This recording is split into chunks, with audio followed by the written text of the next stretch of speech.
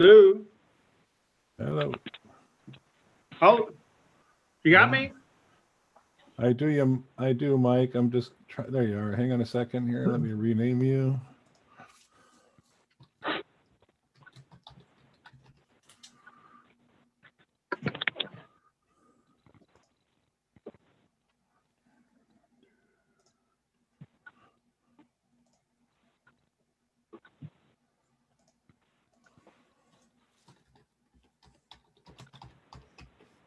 Hi, this is Alderman Hill. How you doing, Johnny? Gotcha. Okay. How are you? All right, all right.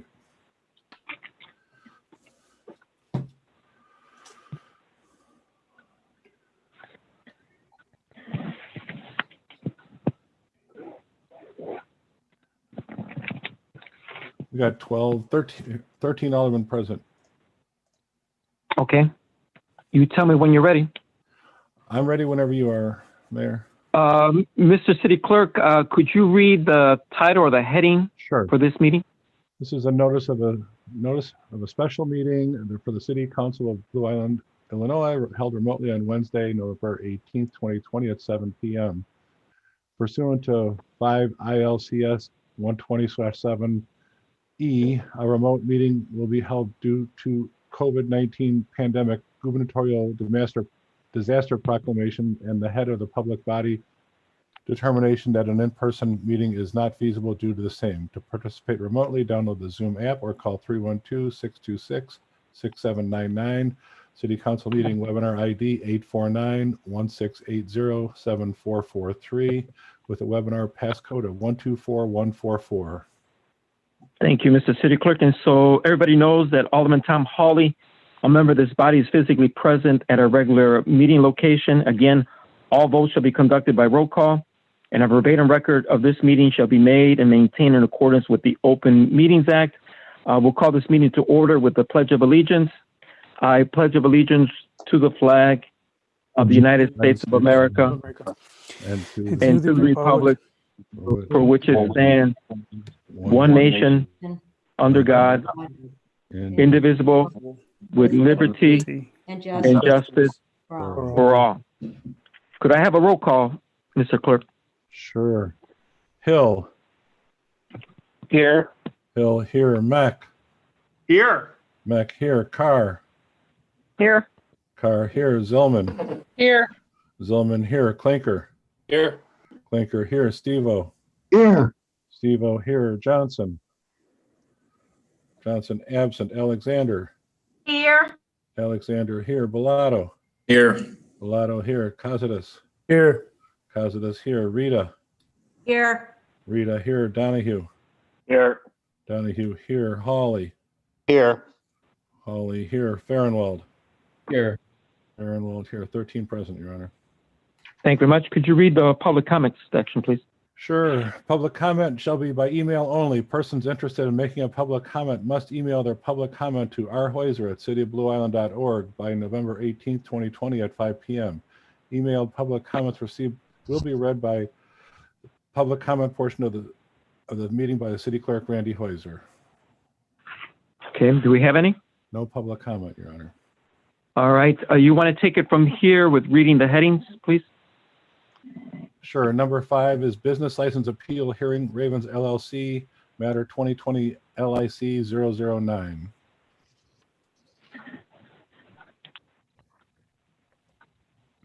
Mayor, if you don't mind, this is Matt Welch. If you might Yes. speak with No, go ahead. No, go ahead.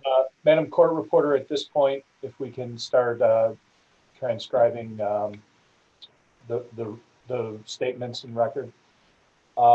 Members of the council, this is an appeal of a business license hearing. You received some emails with the full record from the hearing. This appeal is limited to the record from that hearing. And what I mean by that is you're to consider everything that was made part of that record and the arguments that are going to be presented tonight. There's going to be no additional submission of evidence, testimony, anything of that nature. The parties are going to limit themselves to the arguments that related to the facts that were submitted to you earlier this week. Each side is going to present their arguments.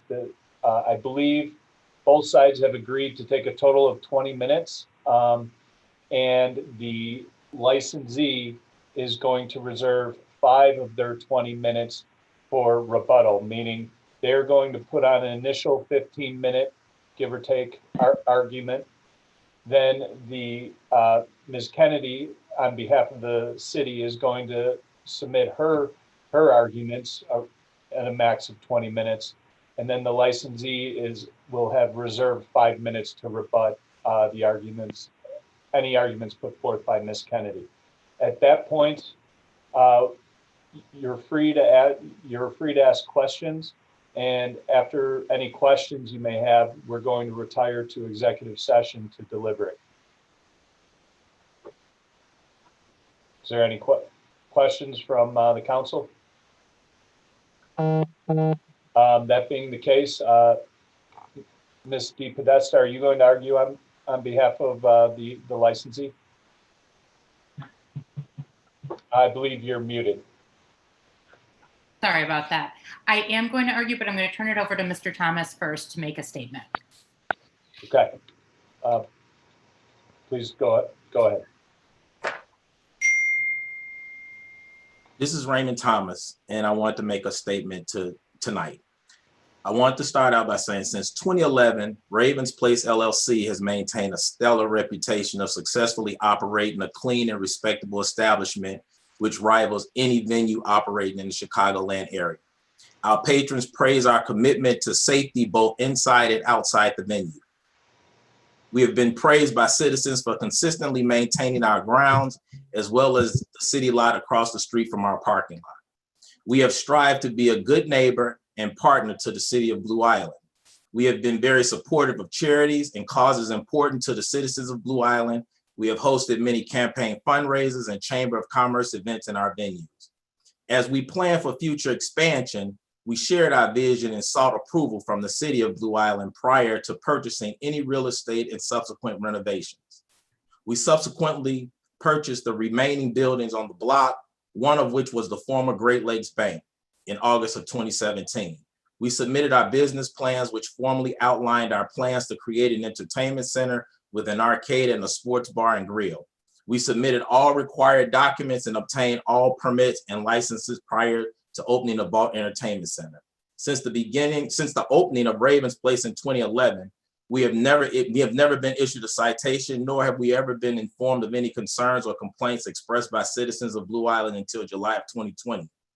The events listed below will show the steps taken by the mayor and the city attorneys to unjustly target and tarnish Raven Place LLC reputation by accusing us of reckless business practices which jeopardize the health of our patrons and the quality of life for the citizens of Blue Island.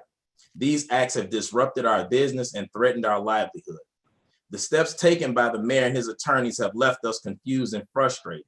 Since the start of COVID pandemic, we have done our best to understand and implement the constantly changing COVID restrictions and safety guidelines.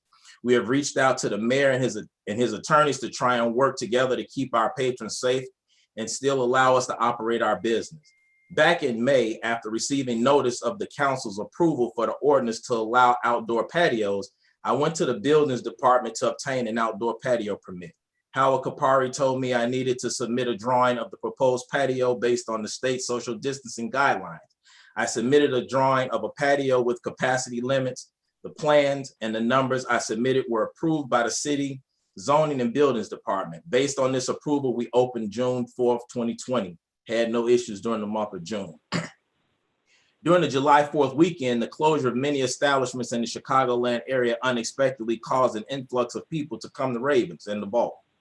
There were no issues that weekend, but I noticed the people that were turned away at the door were lingering on Western, and I was concerned.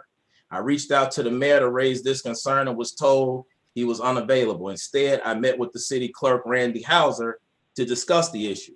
Randy told me that he would schedule a meeting with the mayor, fire chief, police chief, and any other city official that could attend. On July the 13th, Randy Hauser sent me an email stating that Randy, the mayor, myself, and other officials would be meeting on July the 14th to discuss the issues. Within a few hours, Randy canceled the meeting and never rescheduled. Instead, on July the 15th, I received a pre-decisional conference and violation notification from the city This notice listed violations pertaining to the issues that Randy and I discussed. After receiving the July 5th, 2020 violation notice, I attended a meeting with the mayor and his attorney, Kerry Horvath and Leslie Kennedy. The parties signed the July 15th settlement and agreed that myself, the mayor, and his attorneys would meet at the vault to review the changes we implemented for COVID-19 prior to reopening.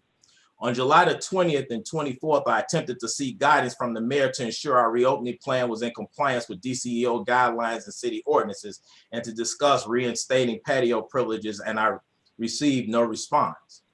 I went to the city to meet with the mayor and was told he was not available. Neither him nor his attorneys responded to any of my requests for a meeting. To this day, I still have not received a response. On July the 24th, I reached out to Kerry Horvath. He told me to call the mayor, and when I called, again, no response. We moved forward with reopening with new safety protocols as they pertain to COVID-19. These protocols included new signage, stress wearing wearing masks, and social distancing. We also installed hand sanitizer stations, purchased additional masks, purchased cones for people lining up outside, roped off tables to ensure patrons were seated 6 feet apart, purchased social distance signs, and thermometers. On August the 16th, we received a summary suspension, and we were closed based on the city's claim that we were limited to 50 people. Then on August the 21st, we received a second citation, and the city ordered we remain closed. After being closed for over 3 weeks in order to reopen my business, I entered into a settlement agreement with the mayor on September 11th. As part of our discussions, we agreed to continue our discussions regarding capacity. Ravens remained closed until September the 11th and the vault until September the 12th. Upon reopening, the police performed premise checks multiple times throughout the night to check COVID violations, which there were none. These checks continued throughout the weeks without any COVID violation citations issued from the police. On September the 25th, we received another summary suspension for Ravens Place only for the same exact complaints issued in the previous summary suspensions. While we were being served with suspensions, other businesses were operating with no impunity or intervention by the city. We witnessed and photographed these businesses openly violating COVID-19 rules both inside and outside on patios on city property. No tickets were issued or citations to these businesses. We were being targeted by the city and being forced to operate under a different set of rules not applicable to other businesses. At the hearing, the city requested that our liquor license be revoked. Why? Because the city attorneys did not like what people posted on the social media pages, which we had no knowledge of. The police care reports of premise checks clearly stated we were abiding by agreements between Ravens Place and the city, and there were no violations or incidents reported. The police officer's testimony was very favorable towards us and confirmed the information on the reports. However, the city witness, Thomas Cheeto, was very disconcerting, to say the least. There were racial references and many untruths told, yet the liquor commissioner agreed our suspensions were warranted despite the proof presented in testimony of their own police department. One specific part of the finding that truly concerns us and adds credence to the fact that Ravens Place LLC is being targeted, the mayor and his attorneys tried to partially revoke the liquor license of Ravens Place by adding a finding that was not alleged in the original citation. Ravens Place LLC was approved by the city to occupy the entire building in 2015, and the city, by their own admission, misfiled a certificate of occupancy. We provided a copy of the certificate, and the mayor and his attorneys ignored the evidence as if it did not exist. Even after 3-week hearing and my own testimony that all want to do is work with the city and any issues and concerns they have, we have still never received any indication from the city that they want to work with us. Instead, we received the mayor's order, attempted to limit our business license, and confirm his decision to suspend our liquor license for 30 days. The only communication since then has been when I went to the city clerk's office to file the appeal. The city clerk, Randy Hauser, asked me, and I quote, "What can we do to make this go away?" We have gone to great lengths to make our business safe during COVID, and we continue to do that. Ravens Place and the vault shut down for 2 weeks when the governor issued an executive order on October the 27th, banning indoor seating. In order to safely operate with outdoor seating, we erected a tent that is attached to our building with open sides and heaters to keep our patrons safe and warm. On On November the 13th, we decided we were going to open. We never got a chance to open because the mayor sent the police to inform us that our license was still suspended and we could not open to the public. I immediately called Randy on the evening of November 13th, and he informed me that the mayor did say we could not use the tent or have any outside use on our private property. We have still never been issued anything in writing explaining the basis for the refusal to allow us to use the outdoor seating. We watched other businesses operate with patrons drinking and eating inside with no regards to the executive order or restrictions from the city. I found it to be very interesting. On the day of our planned reopening, the mayor drafted a letter enforcing the governor's executive order and instructed the police to inform us that we could not open to the public. Was it a coincidence or another malicious attempt to target our business? We closed as the other bars continued with their indoor activity, blatantly ignoring the letter from the mayor sent out earlier that day. We have pictures to show of people sitting inside both Harry's Long Bar and Double Play. No one ordered them to move their patrons outside or issued a citation. Another example of double standards and an open bias against Ravens Place. We have always spoken favorably about the city and have been instrumental in attracting other businesses to the city. We joined the Chamber of Commerce and really entrenched ourselves and developed a successful business relationship in Blue Island.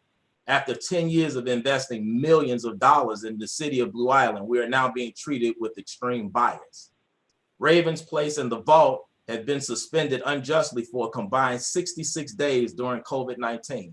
Our reputation has been tarnished on social media via the Blue Island Happenings page. In closing, I ask you, City Council, to put an end to this targeting and biased treatment by the mayor and his attorneys against Ravens Place LLC. We are asking the City Council to reverse the mayor's findings of alleged infractions from the hearing held in October and allow us to utilize our tenant patio as other businesses are allowed to do in the city of Blue Island. Thank you. Is it okay for me to go ahead? Great, thank you. So as Mr. Thomas just pointed out, this matter has an unfortunate history. We greatly appreciate the opportunity to be before the council this evening to bring this matter to your attention and to answer any questions you might have. At this point, we believe that being here and raising this matter with the council is the only way to stop this cycle of licensee being suspended, seemingly working out a resolution with the mayor and his attorneys, only to be shut down and have the business disrupted again. There are essentially three issues that I would like to address with you. One, the alleged violations themselves and the mayor's findings. Two, the history of our dealings with the mayor and his attorneys as it relates to the violations and findings. And three, the treatment of our client as compared to other bars in Blue Island. To be clear, the issues related to this hearing were limited to wrongdoing which allegedly occurred between September 11th and 13th and September 18th through 20th. Those are the only dates at issue. The mayor's findings following 5 days of what they referred to as an investigative hearing were completely unsupported by the so-called evidence and based on unreasonable grounds. There were essentially two categories of purported violations, those dealing with COVID and those related to so-called nuisances. Let me start with the COVID issue. I want to be very clear here that the licensee is very sensitive to COVID issues. We are not here tonight because of what happened back in July. Since that time, we have all learned a lot about COVID and DCO guidelines setting forth proper protocols. As Mr. Thomas told you, Ravens Place has implemented various protocols at its establishments. Certain of these actually exceed what is required by the DCO guidelines. The licensee has and will continue to go above and beyond what is required to enhance the safety of its patrons and the community. Mayor Vargas completely ignored these efforts in his findings. At the hearing on this issue, the city attorneys made their case related to COVID based on social media posts. They actually spent time scouring social media in an attempt to prove a COVID violation. Perhaps even more disturbing is that the mayor relied on social media posts to make findings related to COVID. This evidence should never have been admitted. Not only was it hearsay, but it doesn't meet minimal standards to establish its authenticity. Further, Mayor Vargas flat out disregarded the testimony of Officer Doolin and the CAD reports memorializing premise checks conducted by other officers and stating that Ravens Place was compliant with COVID safety protocols and measures. The next series of violations dealt with so-called nuisances that were occurring in the vicinity of the establishment. And to state what you all already know, Western Avenue is a main and busy thoroughfare in the city of Blue Island. The testimony showed that there are approximately 6 bars in a 1 to 2 block radius. It is absolutely ridiculous and far-fetched to attribute all issues related to parking, traffic, and moving violations to licensee as they did here. And while I hate to use any legalese, these words "in the vicinity" have legal significance. And if you can just put up with some lawyer talk for just a minute, under the law, Mr. Thomas, or any other licensee for that matter, cannot control or be responsible for what happens within the vicinity of its establishment. Officer Doolin testified to that as well. Again, here, the mayor made findings based on completely unreliable evidence, but he disregarded the law as well. Under Illinois law, the authority to revoke a license for cause is limited to conduct of the licensee or his agents. And further, a licensee cannot be charged with conduct over which he has no control. But that is exactly what they did. Just as they have ignored the law, they have ignored their own agreements.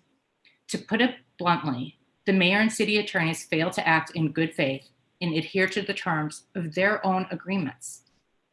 For example, one of the terms of the September 11th agreement entered into between the parties required that Ravens Place submit a traffic and nuisance plan to the city by October 20th. Instead, what did the city do? On September 25th of 2020, less than 2 weeks after the agreement and almost a full month before the plan was due, the city shut down Ravens Place again, and they cited it with traffic and other nuisance-related violations. They flatly violated the terms of their agreements. It is disconcerting that we had an investigative hearing to address alleged parking and nuisance issues in light of the parties' agreement. Similarly, the parties specifically addressed and had an understanding, albeit unwritten, regarding capacity at Ravens Place. It was understood that Ravens Place would be permitted 100 patrons and the vault would be 150 patrons.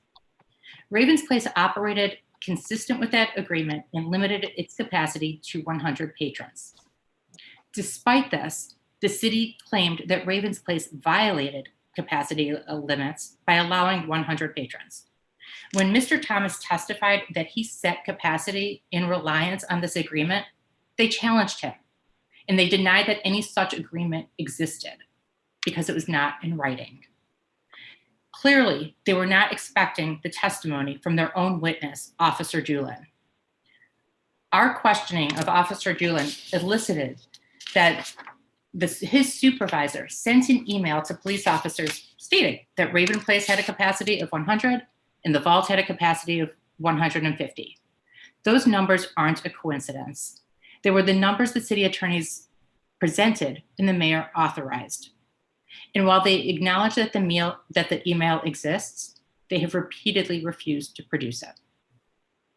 Next, the mayor wrongly held licensee liable for issues which were not included in the citations themselves. The law requires the city to give notice to a licensee of any alleged violations so that it can respond. Here, the city failed to give licensee notice of any claims that its business license was limited to the first and second floor of Ravens Place. Quite simply, it was not part of the hearing. The mayor nonetheless decided that licensee is no longer able to operate on the third and the fourth floors. Finally, we ask you to consider the treatment of Ravens Place in the context of what is happening in the city of Blue Island, as well as in comparison to other bars and establishments. Ravens Place has been suspended for well over 65 days. In the last instance, they were closed for over 30 days so that the city could conduct a so-called investigative hearing. They have disrupted their business and their livelihood. The mayor and the city attorneys would have you believe that it is because of COVID, but the testimony demonstrated that there were no COVID violations. In fact, the officers of the City of Blue Island reported that COVID protocols were in place and the licensee was compliant. And if COVID was truly the issue, why is the standard not the same for all Blue Island bars? As the photos we presented of other Blue Island establishments illustrate, there are crowds of individuals in a complete lack of social distancing and face masks, including by the owners of these establishments. Yet none of these establishments have been shut down for COVID. And so we ask, who is really driving this and to what end? We have heard of unprecedented violence and shootings and crime in the city, none of which occurred at licensee's establishment. And in that context, the mayor and his attorneys have wasted valuable city resources by sending Officer Stone to take pictures of random garbage in the licensee's parking lot. That was the first time Officer Stone in his 15-year career as a patrolman was ever directed to do such a thing. There have been repeated premise checks conducted at Ravens Place. Even after a 30-day suspension, officers were sent to shut down the vault just last Friday evening. According to Mr. Heuser, this was at the mayor's direction. I can't tell you the time that has been expended by the City of Blue Island Police Department conducting premise checks and taking pictures of plastic cups in their parking lot. This is obviously time that could be better allocated. Nor can I tell you the amount of legal fees that the city has incurred going after Ravens Place. This is not the story of a city trying to help its business owner in a difficult time. Instead, it has targeted a business that has been a good neighbor and has invested in this city. It is truly unfortunate that we are here, but we need the city council to intervene and stop this cycle of harassment. Ravens Place has wanted from the very beginning to do the right thing and to work in partnership with the city. We expected the city to similarly want to help one of its business owners. Instead, they have actively looked for wrongdoing and piled on one citation after another in order to shut the business down. At this time, I leave it to the city council to put an end to this by reversing the findings, decision, and order of Mayor Vargas. My colleague and I are happy to address any questions you might have. Thank you. Thank you. Ms. Kennedy? I'm unmuted. Thank you. Thank you, Matt. Licensee Ravens Place is appealing the finding and decision and order issued by the mayor for the business and liquor license citation 20 license 009. This citation resulted in the mayor imposing sanctions against both the business and the liquor license of Ravens Place located at 13031 Southwestern. And I should say that Mr. Horvath and I acted as the city prosecutors in this matter, and the mayor had separate representation. We were not the mayor's attorney in this matter. We are the city attorneys. We represent the entire city. The Ravens Place liquor and business licenses were issued solely for the premises at 13031 Southwestern, which is the first and second floors at 13031 Southwestern. Ravens Place does not hold licenses for 13035 Southwestern. You can look on the licenses that are in your exhibit packet. They only have the address of 13031 Southwestern. And this is an entirely separate entrance at 13035 Southwestern that leads up to the event space rooftop area on the third and fourth floors of that building. Access to the third and fourth floors is via one staircase and an elevator located at the 13035 Southwestern entrance. Patrons who enter 13031 are generally blocked from going over to the 13035 side. Apparently, per the testimony, there is one door on the second floor that allows a path through between both sides, but that door is routinely locked when events are held on the third and fourth floors, so that persons that enter Ravens at 13031 Southwestern are not able to bypass and get around paying a cover charge to promoted events at 13035 Southwestern. You should know also that an occupancy load was never approved by the Blue Island Fire Department for the third and fourth floors where entry is gained for that location. You should also know that it is unlawful to lock an access door at a liquor establishment. Now, this appeal hearing pertains to the licensee's business license. Under Blue Island's municipal code, the City Council's role is to determine whether or not, from review of the record, whether by clear and convincing evidence, the mayor's ruling is invalid due to 1, it being an unreasonable grounds, 2, unsupported by the evidence. In my opinion, this means, and I'm sure your legislative counsel, when you go in executive session, will be advising you regarding this, that the City Council is the final arbiter of the evidence and sanction to be imposed, which means the City Council is not precluded from issuing a greater sanction. With respect to the business license issued to Ravens Place, the 20 LIC 009 citations alleged public health and safety violations for failing to comply with IDPH regulations and DCEO guidelines, and that the licensed establishments was a nuisance. There were other issues cited for with respect to the liquor license, such as the unlawful sale of liquor, and the mayor made findings with respect to that. Those are not before you. However, they are something that you should consider.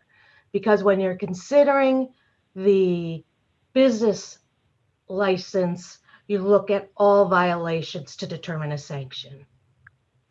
Licensee on appeal contends that the license establishment reasonably complied with DCEO guidelines. And DCEO guidelines are the guidelines set forth by the Department of Commerce and Economic Opportunity Commission. These guidelines, according to the executive order issued by Governor Pritzker, must be followed. You should know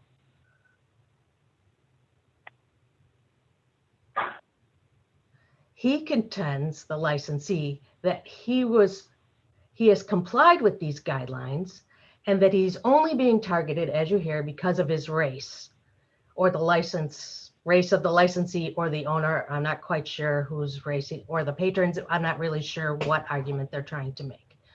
You should know that Ray Thomas is not the licensee. He is not the owner of Ravens Place. He is only the general manager. Deshawn Thomas is the licensee. She is the owner of Ravens Place. There is no evidence whatsoever in the record indicating licensee was treated differently from other local business owners. In fact, at the hearing, another business owner, who is white, testified that his license was suspended by the city for 5 days for violations stemming from COVID-19. I'm going to discuss later more on licensee's disparate treatment harassment claim. Now, Miguel de Cervantes is considered to be one of the greatest Spanish writers and one of the world's greatest novelists. And he once said, and I quote, "Take away the cause and the effect ceases. Cause and effect. Every choice has a consequence." When Ravens Place chose to continue to throw parties and events for which no reasonable compliance with IDPH regulations and DCEO guidance occurred, there was a consequence. Cause, violate the law, effect, citation issued. Each business located in the city of Blue Island is part of and affects the physical and economic well-being of Blue Island. A business licensee has a responsibility to the community. A business does not have free range to do as it pleases. A business licensee must follow laws, regulations, such as federal laws, state statutes, municipal ordinances. A licensee must also follow orders issued, such as the gubernatorial executive orders. In fact, recently the appellate court in Foxfire v. Pritzker affirmed this. According to the Foxfire appellate court decision, the prescribed COVID-19 safety guidelines for restaurants must be followed, and bars too. To wit, that means DCEO guidance for restaurants and bars, meetings and social events when you're holding an event, and theater and performing arts guidance when having entertainment must be followed by a restaurant and a bar. Additionally, a liquor licensee must follow orders issued by the local liquor control commissioner and the Illinois Liquor Control Commission. A licensee by ordinance and under common law must not be a nuisance, such as a threat to public health, safety, and welfare of the community and beyond. It must not devalue surrounding property or disrupt others' enjoyment and use of their property. This is the definition of nuisance in the Blue Island Municipal Code. This means the licensee is essentially responsible for being a good neighbor. And if a licensee violates law or is a nuisance, a licensee is not a good neighbor, and its license can be suspended or revoked. A licensee can also be fined. The record on review establishes licensee he has not been a good neighbor. While at one time he may have been a good neighbor, that has changed.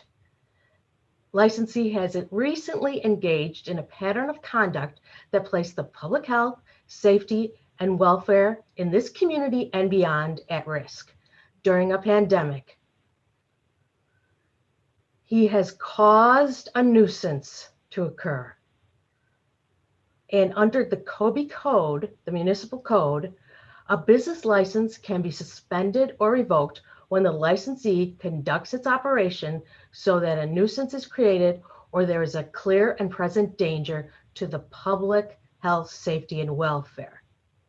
In fact, the Kobe Code recognizes that repeated or multiple violations warrant revocation. The licensee has engaged in repeated and multiple violations warranting revocations. Beginning in March of 2020, Governor Pritzker proclaimed the COVID-19 pandemic as a disaster. This disaster proclamation has been reissued monthly. We have a serious public health crisis at hand to the point where starting this Friday, more restrictions will be in effect. Yet despite this pandemic, licensee has continued to engage in conduct that has placed the public health and safety of citizens at risk, despite having been previously cited for violations. In July, licensee agreed he violated public health violations related to COVID-19. This first violation was so egregious, it made the news. This brought the city into disrepute. Licensee's liquor license was suspended at that time for 7 days, and licensee was fined $1,000. This was an agreed disposition. Licensee, as part of this, agreed, among other things, to follow the DCO guidelines, including capacity limits, publish safety requirements on social media and at the establishment, and continue to clean up the neighborhood. These terms were part of that finding, decision, and order, and they therefore must be complied with. Licensee suspension for the first citation ended July 24th, 2020. By August 14th and 15th, 2020, licensee was cited again for public health safety matters, as well as failing to comply with the prior order. By that time, new IDPH regulations were released, and the city issued written warnings to licensee for failure to comply. And then when they failed to comply, issued orders to disperse. Again, licensee agreed to the violations and agreed to a 26-day suspension to run concurrent on the 2 citations. There was also a fine of $5,000. Licensee's suspension for those violations ended on September 11th, 2020. On that date, licensee immediately notified his promoters that he could reopen. By September 12th, 2020, licensee was at it again, failing to make any reasonable effort to comply with DCEO guidance, and putting the public health and safety of his patrons, community, and beyond at risk. The evidence supports the mayor's findings, decision, and order that licensee violated the counts in the order that were found to be violated. The city sought revocation as authorized to do so under the code because of the ongoing public health crisis and the repeated violations. There was no witch hunt. In fact, the licensee was cited for violating the Smoke-Free Act, but when the hearing determined and evidence was introduced that e-hookahs were used as opposed to smoking hookahs, the city dismissed that cause of action. Now, licensee attorney just kept and referenced that this was an investigatory hearing. That's because all administrative hearings of this nature are considered to be investigatory proceedings.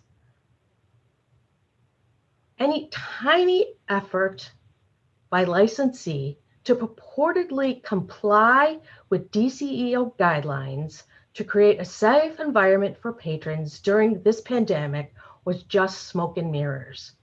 Licensee did not comply with the DCEO guidance, and here's why. To understand this, you have to understand how licensee conducts his business. Licensee uses promoters to promote parties or events at 130-31 and at 130-35. These promoters are not employees. These promoters have sub-promoters. Licensee has no idea and does not maintain records about the promoters, the sub-promoters, or the events or parties held. Licensee allows promoters and sub-promoters to promote all events, parties on any form of social media. For the promoted events or parties at the 3rd and 4th floor of 130-35 Southwestern, the promoters set up on the 2nd floor, so when the persons come up the stairs, they pay a cover charge. These promoters are allowed to engage in the unlawful sale of alcohol by pre-selling alcohol and offering alcohol to event goers at any price chosen by the promoter. This violates the liquor code. Licensee was also, as I've indicated previously, found to have violated the liquor code by the mayor during this hearing. These promoters have bottle girls that serve alcohol. These bottle girls are not employees of the licensee, and the licensee has no records indicating whether or not these bottle girls are Bassett certified. To serve liquor, you have to undergo a training and a server training and receive a certification of that. And these girls are not employees, and this is not being monitored by the licensee. Licensee has no idea how many persons are promoting his events or parties because there's sub-promoters that do this as well. He has no control and does not monitor how the events or parties are being monitored or promoted. The only rule he tells a promoter is nothing lewd and lascivious. Everything else is fair game. That means 30 persons could be promoting an event at the establishment. When the events are promoted, the events that were promoted that are the subject of this citation during the time period, some of them did mention masks. Some did refer to a limited capacity. But the social media posts don't explain what that means. In fact, licensee believed that based on architectural plans that he had, that he could have 383 people on the 3rd and 4th floor of the establishment. According to DCEO guidance, when you are hosting events or parties, which is clear from the evidence that is what goes on the 3rd and 4th floors, the capacity is limited to 50 persons or the lesser of 50% occupancy. Well, there was no occupancy load ever approved for the 3rd and 4th floor. Regardless, there would be a 50% maximum. His reliance on that number of 383 people is not reasonable. Given also that there is one internal staircase down from the 3rd and 4th floor and one fire escape from the 3rd floor, I hate to think what could occur in an emergency requiring flight such as a fire. The video of the party event promoted by DJ Amaris, which began the evening of 9/19/20 and went to the morning of 9/20/20, shows people packed like sardines in a small space with a low roof, most not wearing masks. The licensee's own witness, Deontay Pettigrew, even testified that they do not click on or monitor the number of persons that come to or attend events or parties being held by the promoters on the 3rd and 4th floor, for which the entry is at 13035 Southwestern. And contrary to licensee's attorney's assertion, the social media evidence was all authenticated. There is a traditional way in the law to enter photos into evidence. One way, that is to say, have a person who was present say that fairly accurately represents what occurred. But that is not the only way. You can authenticate evidence through circumstantial evidence, and the city did that. And the evidence was properly admitted into evidence. Moreover, licensee purposely, in violation of DCO guidance, this is his own testimony, the testimony of Ray Thomas, the general manager who's responsible for managing the license establishment, stated that they intentionally created more capacity on the 1st floor of Ravens Place by removing the bar stools. Per DCEO guidance, bar stools should be distanced or removed. The removal is not for the purpose of creating more capacity. It is to create less capacity and to ensure social distancing. Licensee purposely removed bar stools to create standing room in the area between the bar and the tables. He did this during a pandemic. He did this so people, as I said, could stand between the bar and the tables directly across from the bar on the 1st floor at 13031 Southwestern. And by Mr. Thomas's own testimony, there is only 7 feet between the bar and the tables. Licensee intentionally and blatantly created a non-socially distant space for patrons to stand during a pandemic. This is a complete and utter disregard for DCEO guidelines and the public and health and safety of patrons. Photos of the Chicago 2K20 event and the video of the karaoke famous event show people crowding between the table area and the bar on the 1st floor of Ravens Place. They also show there was no distancing between tables. License's own security guard, who was shown photos from these events, admitted same. The lack of social distancing occurred on the 2nd floor as well. The photos and video from the Sunday day party event, which Thomas attended, show no social distancing. When licensee claims he was reasonably complied with DCEO guidelines by giving people masks or purportedly taking temperatures, it's just a wink, wink, nudge, nudge, a ruse, a cover-up for what is really happening inside the establishment. All of the above violated all or parts of the DCEO guidance. And I'm going to summarize some of the applicable ones now. For restaurants and bars, seated areas, you have to arrange seating to provide 6 feet between tables. If you can't remove the tables, then you have to do something about that. You have to use every other table or booth to allow for separation between patrons of unrelated parties. Evidence presented shows that did not occur. For bar seating, you have to keep it 6 feet apart to maintain social distancing between patrons of unrelated, or you're encouraged to eliminate seating at bars. As I stated above, licensee did the exact opposite, purposely tried to increase capacity. Now, for standing areas, of which licensee has none at the establishment, there is a maximum occupancy of 25% of standing area. But the occupancy load, you will see, it's in your evidence, for the first and second floors at 130-31 Southwestern has no standing capacity. It only has a seating capacity. Now for meetings and social gatherings, capacity is limited to the lesser of 50 people, or as I said, 50% of room capacity.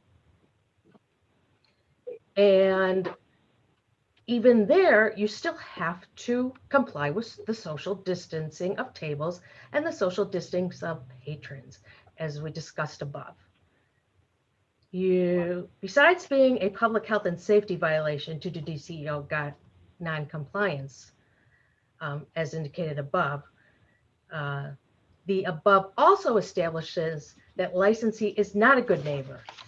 He is currently running a disorderly, unmonitored establishment, creates a nuisance to the community. Licensee's own security personnel, Mr. Pettigrew, testified that security personnel ignore garbage strewn in the parking lot by patrons because that's not their responsibility. So bottles, cups, garbage are just left to blow around until a cleaning service takes care of it. But that might not occur until later the following morning or the day, per Ray Thomas. Licensee claims that the CAD call logs, which are the 911 call records, show that licensee complied with DCEO guidance and that licensee was not a nuisance. To the contrary, within hours of pleading liable and agreeing to a suspension, Ray Thomas told Officer Rodriguez that he had 100 people inside the establishment at 12:26 a.m. on 9/12/20. By 1:22 that morning, the city is getting a call of a noise disturbance from the music being too loud. On 9/13/20, police responded to persons outside the establishment being loud and obnoxious. This loud group was sent on their way. This clearly disturbed the peace and quiet of the neighborhood, resulting in a call for police actions. On 9/18/20, at about 10:25 p.m., Blue Island Police Department had to address parking problems outside the establishment that required 2 police officers to write parking tickets. Shortly thereafter, Blue Island Police respond to a CAD call at 12:17 a.m. on the morning of 9/19/20. But Officer Doolin, who did testify, he did not go in the establishment, and there is any evidence that the officers went upstairs. This was a call concerning 300 people in the establishment. Officer Doolin did observe that there was multiple double parked cars driving slowly by, and people walking on both sides of the street in a commercial area where the nearest open business is 1 block away. That is open. On 9/19/20 at 3:10 a.m., officers responded to a call regarding shots fired. And while no evidence of same was found, responding Officer Doolin did find that the parking lot of Ravens was littered with garbage, liquor bottles, liquor bottle containers, red Solo cups, and plastic cups. According to the CAD call at 10:29 a.m. on 9/19/20, the garbage still had not been cleaned up by the licensee. On 9/19/20 at approximately 10:43 p.m., 47 persons were observed inside 130-31 Southwestern. By 11:48 p.m., there was a street disturbance outside. Officer Fregoso had to call for backup. Officer Doolin could tell from the sound of Fregoso's voice that he needed help. Double Play owner Tom Cheadle has come outside of his establishment because he saw people loitering and hanging out on the Western. And when the fight broke out that he saw, that caused him to call 911 and caused Fregoso, Doolin's, and other officers to respond. Cheadle described the area as chaotic with cars driving the wrong way. He saw an officer taken down to the ground during the call, which would explain Doolin's testimony regarding the tone of Fregoso's voice. The street was gridlocked. Officers came down on foot. Circumstantial evidence established that those patrons involved in the fight left Ravens Place. Shortly thereafter, more complaints. At 12:03 a.m. the morning of 9/20/20, people going to Ravens were holding up traffic and not minding traffic when crossing the street. When officers responded, they saw patrons circling the area looking for parking. Ravens, by 1:36 a.m., the morning of 9/20/20, Officer Doolin notices cars in the street and lots of people in the area. He stops and talks to the security at 1:30:31 and was told the place was closing shortly thereafter. He observed multiple cars blocking the road. He began writing tickets and was verbally assaulted for doing his job. Most telling, and why this traffic situation is attributable to Ravens Place, is these type of catcalls or parking problems did not occur during the license suspension period. These occurrences are directly attributable to the lack of oversight of the licensed establishment, the unregulated manner the licensee promotes the licensed establishment, and the manner it monitors or fails to monitor the patrons' comings and goings. Finally, I want to talk further about the absurdity of license disparate treatment harassment claim. Licensee and licensee's attorneys hired a private investigation team made up of 7 persons to spy on neighboring bars on 3 nights and mornings for 5-hour stretches. From the 15 hours of surveillance, their spy team came up with 8 photos. The surveillance is not relevant at all to the citation issued against licensee. It occurred after the citation issuance.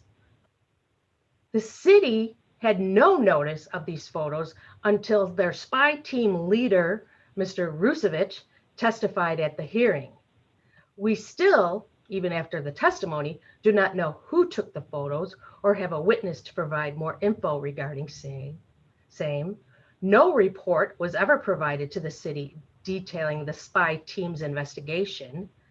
None of the photos depict the egregious, repeated, ongoing violations at Ravens Place.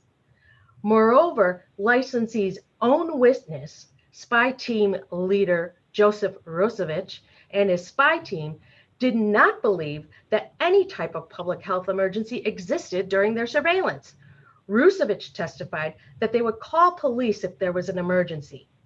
No 911 calls were made by the spy team reporting any type of COVID-19 public health emergency or any violation for that matter. The mayor,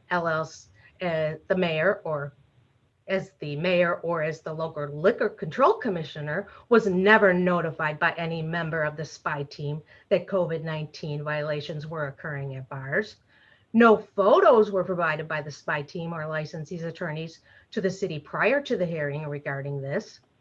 Instead, licensee and his counsel blindsided the city and the city attorney with Mr. Rusevich on the day he testified.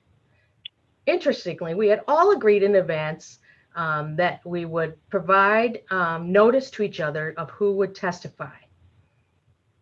Licensee didn't do that. They did not provide any notice to the city that Mr. Rusevich would be called as a witness. The spy team leader was not some surprise. He was not some heretofore unknown witness who had just come forward with damning evidence. Licensee's attorneys and licensee hired the spy team. To this day, no spy team reports have been provided to the city. Moreover, keep in mind, Officer Doolin testified that the premise checks of Harry's were done just like they did on Ravens Place. Licensee also claims that Tom Cheadle's testimony is racially biased. Mr. Thomas's own testimony contradicts this. According to Thomas, Cheadle was a good neighbor. They exchanged ideas, but something happened to change that. It was Mr. Thomas's actions that changes. Thomas would rather blame others than accept responsibility for his actions, for blatant violations during a pandemic, holding a large non-compliant event for which Cheadle apparently witnessed. The actions of a non-compliant business during a pandemic affects other businesses. Look at what has happened now. Pritzker has shut down all restaurant and indoor bar service. Cheadle is not racially biased. If anything, he saw the writing on the wall as to what would happen if a business did not comply, which would in turn affect his own business. Licensee takes no ownership whatsoever for his actions. Rather than own up to the violation, the continued violation, licensee tried to deflect his wrongdoing by spying on others and claiming disparate treatment, even after he had previously admitted to violating COVID laws on 3 other citations. It is licensee's own unregulated, unmonitored social media presence and the manner he conducts his business that caused the effect, the citation being issued and the finding, decision, and order being entered. Ms. Kennedy, to move the item. I just say one more. I just want to say the attacks on myself and Carrie regarding an agreed upon capacity limitation by licensee are mind-boggling. You can see there is no evidence of any agreement to capacity amount in the records from the hearing. If there had been an agreement with licensee, I am sure licensee would have attempted to put same into evidence. The city attorney certainly attempted to put into evidence correspondence sent to licensee from the city attorney on 9/18/20, documenting conversations that had occurred on and prior to September 11th regarding the issues with the establishment and DCEO compliance. Notably, licensee's attorneys never corresponded back regarding same, never said that this correspondence does not accurately reflect our conversations. We also tried to put into evidence correspondence from DCEO General Counsel regarding compliance with the guidelines. One correspondence pertained to guidance we as city attorney received from DCEO regarding Ravens Place, which we sent to the licensee's attorneys. And another was a correspondence that licensee's attorneys sent to DCEO General Counsel and the response. We did not receive that from licensee's attorneys, but the DCEO General Counsel, for transparency purposes, sent that to us. Again, we tried to submit that as into evidence. It is not, because the licensees objected to the admissions of same and the mayor sustained their objections.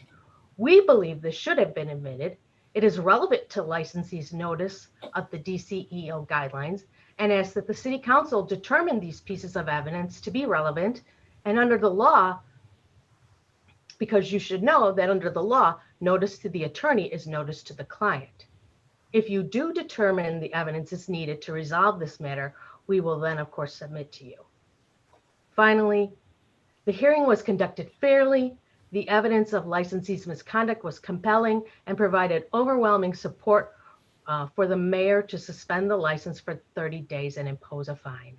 Frankly, in light of the circumstances, the evidence supports a much stiffer penalty, up to including revocation.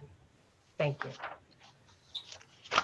All right, Ms. DePodesta, rebuttal. I'm going to be handling it. I'm partners with Nancy DePodesta, Laura Marinelli. I also represent licensee.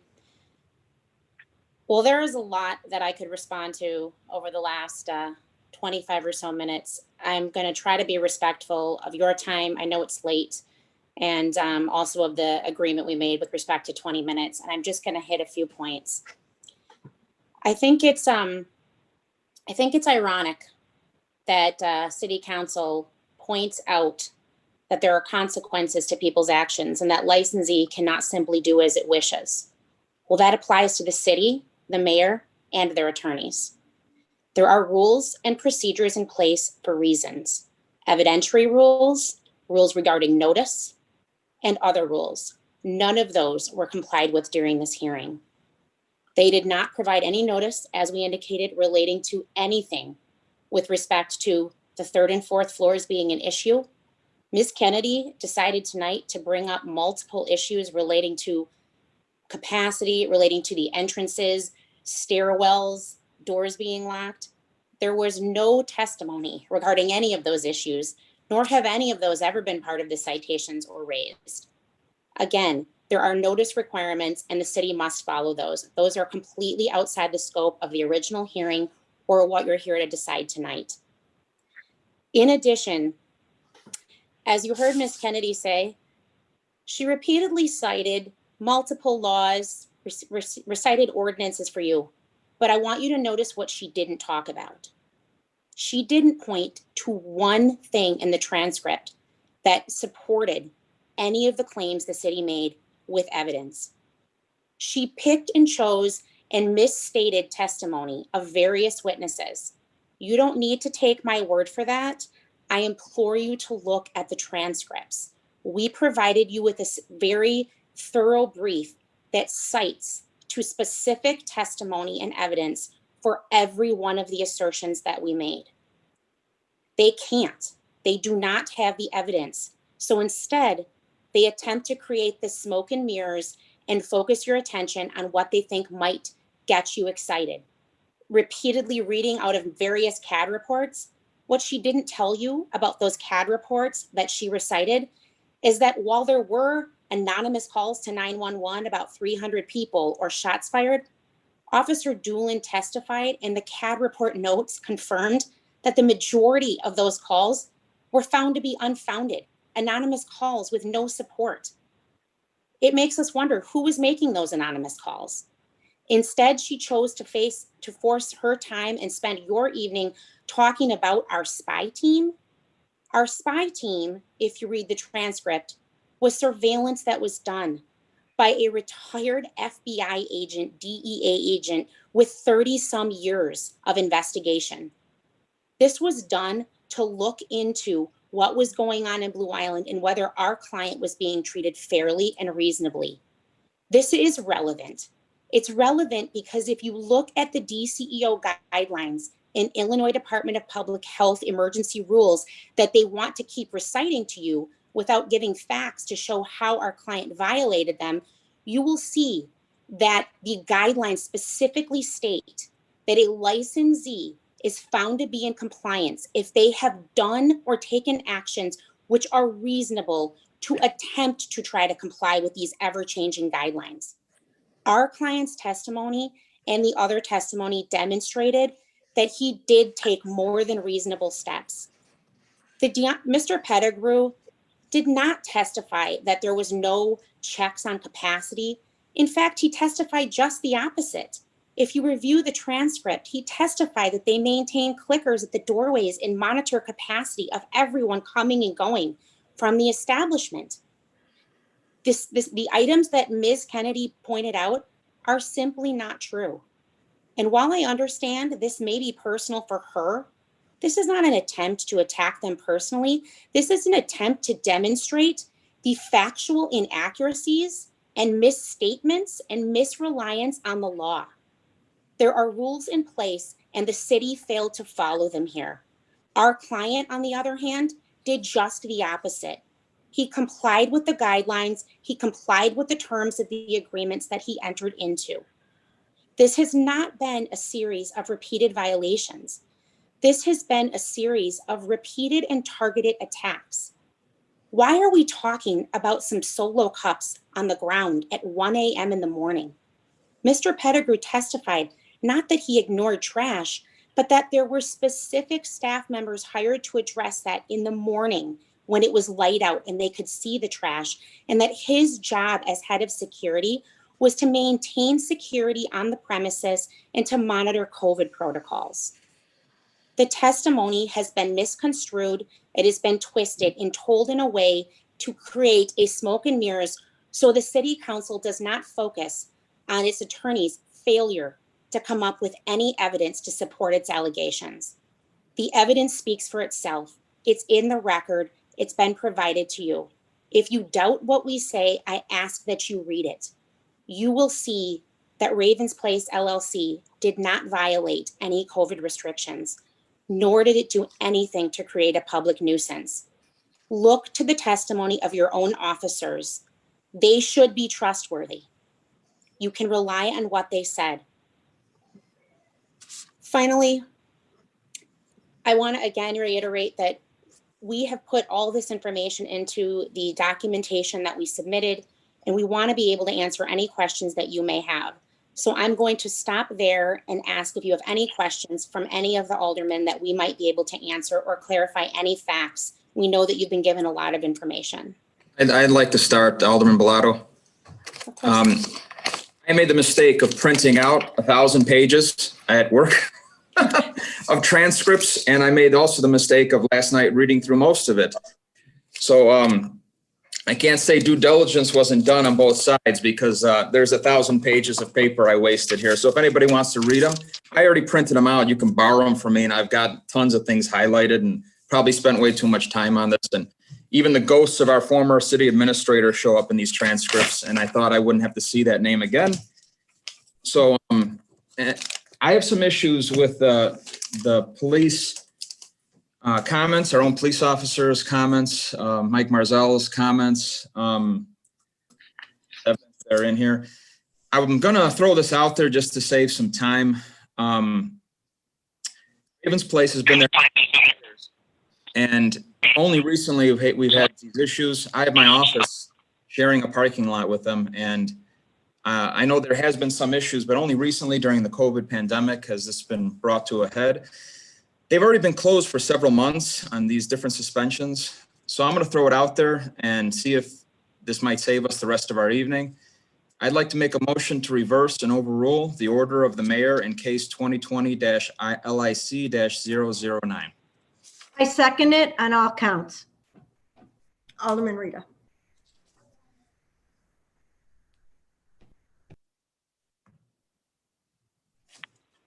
Matt or Domingo? There's a motion and a second. Okay. Could I ask a question about that? If this passes, then if I understand correctly, you're proposing that the record essentially be cleared of the violation. Yes, and you can't give someone their time back, but during this pandemic, Alderman, I've put a lot of thought in this. I've printed this stuff out.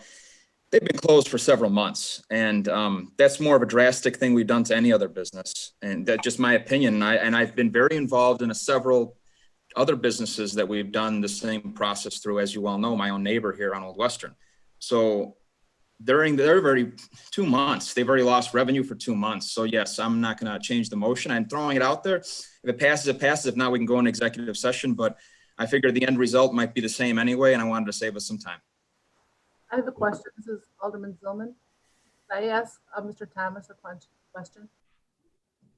Mr. Thomas, would you be able to, if this passes, would you work with the committee to fix whatever problems we have with the streets and the traffic? Would you do what you can to help us? I've had no problem from the very beginning. Thank you. No problems at all. I was there in early part of July. I spearheaded, let's say, solve the problems, and it fell on deaf ears in City Hall. Okay, well, no, from now, that was the past. From now on, if this will make a committee up and work on the traffic, because I know there was a lot of complaints in the neighborhood with the traffic and the people. So that's my concern. I have no problem.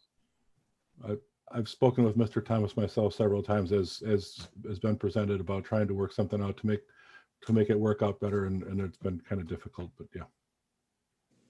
Well, I put a motion out there. I think we motion. Okay. In the bush here. If we can do the roll call, if not, we go in executive. I have a question, Alderman Gonzalez. If this this motion, what of the fines that were imposed? Reverse. Well, there's an issue in the order where the liquor license and the penalties related to the liquor license and the business license have been, they're one and the same. And all we're dealing with tonight is the business license. The liquor license, there's a separate statutory procedure. Thank you. Alderman Bellato, I just want to make a suggestion or a question or whatever. I have, and I would just state, I want to be real clear, I have been a huge proponent of Ravens Place and the Vault. I'm thrilled to see them in town, and I think they've been great here.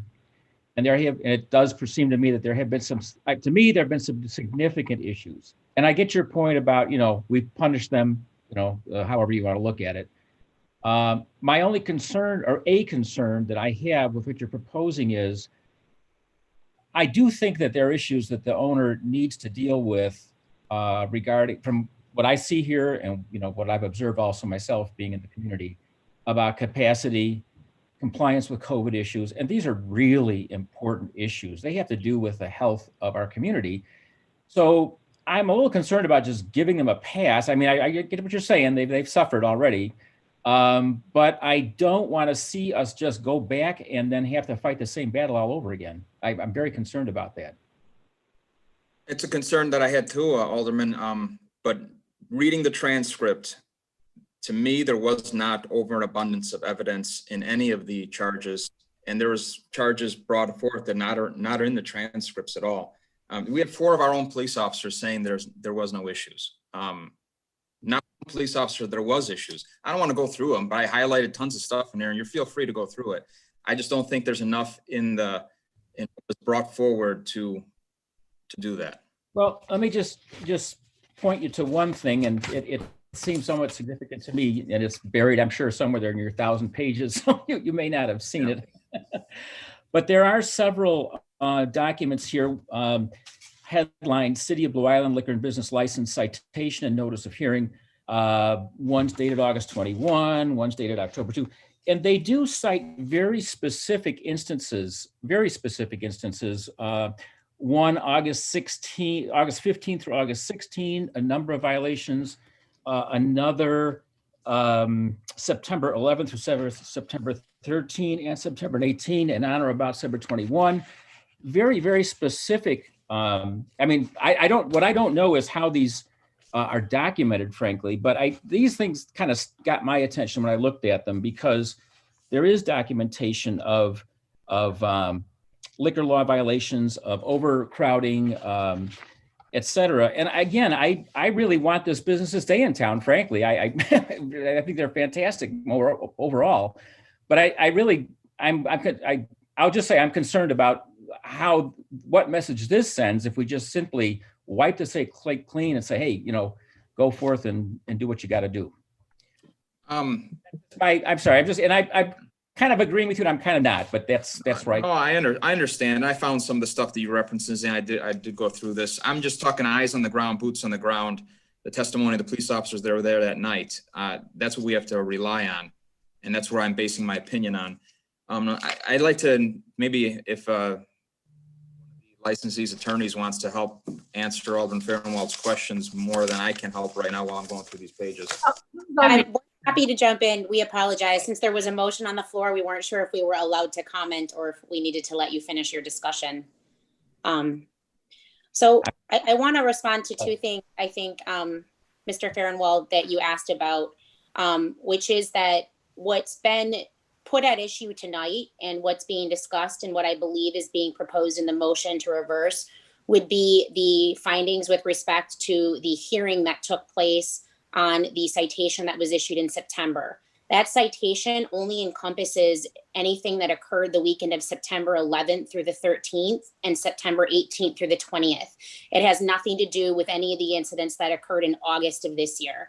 And in fact, under the administrative rules, anything that was not a part of the citation at issue is outside the scope of this and cannot be addressed. It shouldn't have been addressed in the hearing, nor should it be at issue tonight. So that's why I didn't discuss some of those August incidents.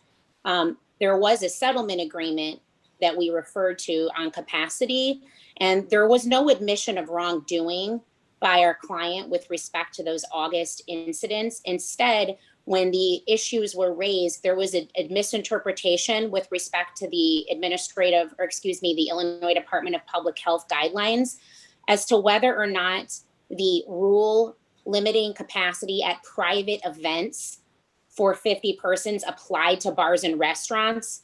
And instead, there was guidance issued by DCEO and Governor Pritzker that it was a capacity limitation that applied to bars and restaurants.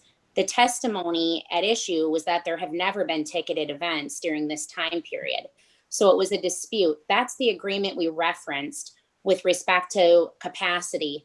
During those discussions, it was our position, as testified to by Mr. Thomas, that we agreed to limit capacity to 100 persons in Ravens Place, although based on the capacity of the building and the square footage, we believed he could have had up to 383 people under DCEO guidelines, We agreed because of COVID and safety that we would limit it to 100 and then continue to have discussions.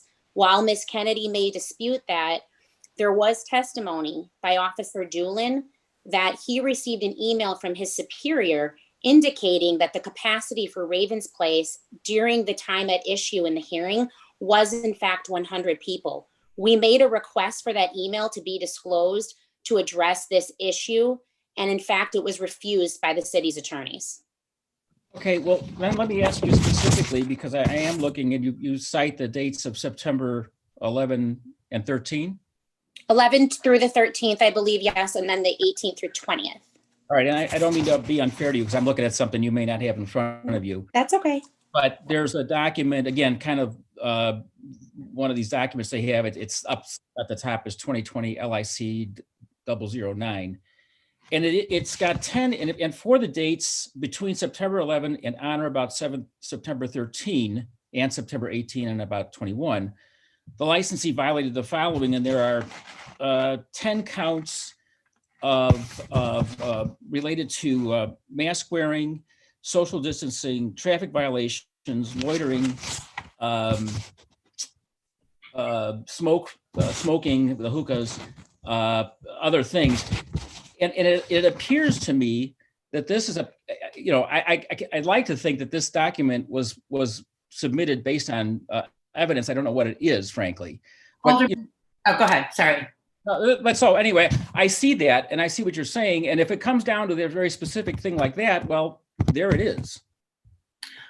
Just to be clear, those were just those were the citations that list only the allegations against licensee. That is not evidence. It is what brought us to the hearing, so to speak. It is what the licensee was called upon to answer at the hearing. Okay. And that's where I was referencing the actual testimony of all the police officers and everybody there. There was nobody corroborating the allegations is my issue. I have a motion and a second on the floor. I'd like to call it, go in executive session and keep beating the bush here, but. Okay, I'm done. Thank you. Gentlemen, I have one more question. If this does pass, can we work with Mr. Thomas and the alderman and to come up with any of the issues that we have or concerns that we have in the community? Our client has and remains willing to work with the city, the alderman, anyone that wants to sit and talk to him. He has attempted that and is more than happy to try to work with you on any concerns that the city might have. My question maybe is to the city council. Could we, some aldermen, not so much me, but could there aldermen be on the committee also? That would be a good idea, I think. That's all I have. Any further discussion? I do have a question. Alderman Carr. Oh, go ahead, Candace. Alderman Carr, I've got a question. It was mentioned that the double play had been closed for violations, and I was wondering, does anybody know what days they were closed? One of the attorneys said that they were Mr. closed Cheadle, in June, back in June, for violating the curfew order from the civil unrest during the protests. That's what I thought. They weren't closed for COVID violations. They were shut down because the mayor ordered the businesses to be closed and they chose to remain open. Let's just do this motion. Otherwise, let's go in executive session. We can keep hashing this stuff out. Just to clarify, if we vote yes, it's override the mayor. Voting no is not overriding the mayor, correct? Yes, Alderman Bellato's motion is to overrule the mayor's order in its totality as it relates to the business license, because that's all we're here for tonight. Understood. Thank you. Okay, roll call. Alderman Hill. I would like to make a statement. I agree with Alderman Bellato, and I would like to go along with that as well. So that's an aye for that motion on the floor. Hill, aye. Mack. Aye. Mack, aye. Carr. Aye. Carr, aye. Zillman. Aye. Zillman, aye. Clinker. Aye. Clinker, aye. Steve-O. No. Steve-O, no. Alexander.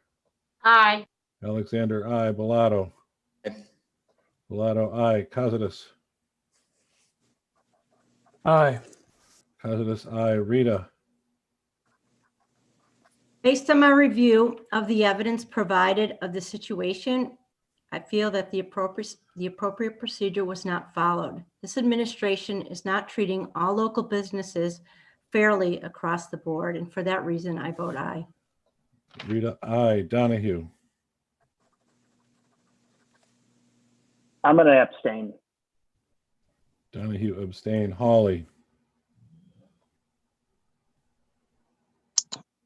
I would like to, I do want to see this business stay, but I would like them to cooperate more with the neighborhood and follow the rules that as they are at the time. So I would say aye at this point, but I do want to see more cooperation going forward.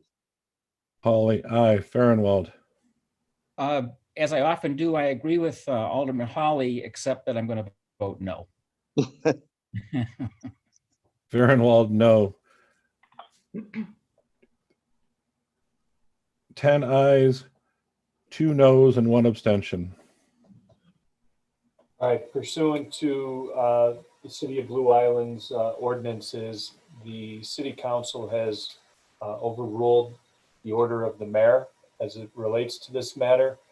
Its order shall be as set forth on the transcript as prepared by Ms. Nagel. Is there any follow-up questions or issues? I have one question, just to reiterate, I believe what Alderman Donahue asked. So was this vote for counts 1, 2, 3, and 4, or only 3 and 4? It was, I thought. Ms. Alderman Bellato's motion was for the entirety of the order. Okay. Thank you. All right. I guess need a motion for adjournment. I'd like to finalize, just say that I'm welcoming, I'll volunteer my committee, community development, with any concerns regarding any business, not only Ravens Place, and we can work to address anything going forward. Thank you. If I could just say also before we leave, and again, I welcome Ravens Place into the area, and hopefully we can work with them and make it successful.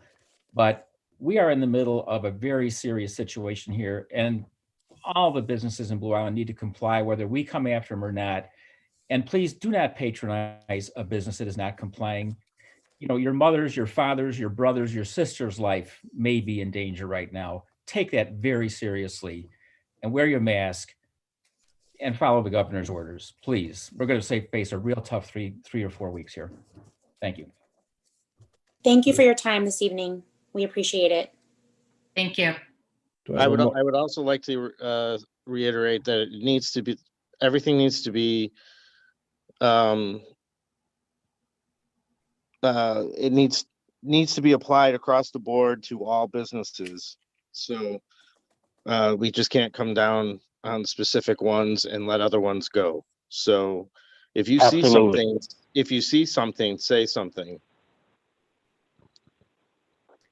And Alderman Rita, I also would like to personally apologize to you, Mr. Thomas, and I'm embarrassed of the treatment that you received. Thank you. Thank you. Anything else? All right, a motion to adjourn, please. Bellato makes a motion. I'll second it, Rita. Bellato motion, second Rita. Roll call. Hill. Aye. Hill, aye. Mac. Aye. Mac, aye. Carr. Aye. Carr, aye. Zillman. Aye. Zillman, aye. Clinker. Aye. Clinker, aye. Steve-O. No. Steve-O, no. Alexander. Aye. Alexander, aye. Bellato. Aye. Bellato, aye. Costas. Aye. Costas, aye. Rita. Aye. Rita, aye. Donahue. Aye. Donahue, aye. Hawley. Aye. Hawley, aye. Farnwell. Aye. Farnwell, aye. 12 ayes and 1 no. We are adjourned.